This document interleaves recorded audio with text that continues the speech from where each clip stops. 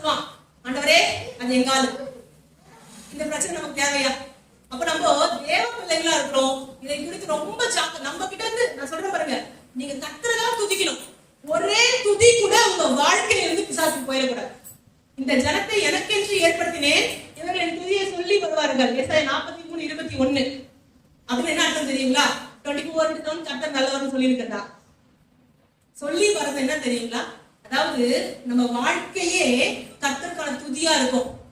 ஒரு சின்ன பொய் சொல்லுவாங்க, சொல்ல முடியாது, கர்த்தருக்கு அது பிடிக்காதுன்னு சொல்றோம் இல்லையா, அது துதி. வா சினிமாக்கு போயிட்டு வரலாம்னு வர முடியாது, என் கர்த்தருக்கு அது பிடிக்காதுன்னு சொல்றோம் பார்த்தீங்கன்னா, அது துதி.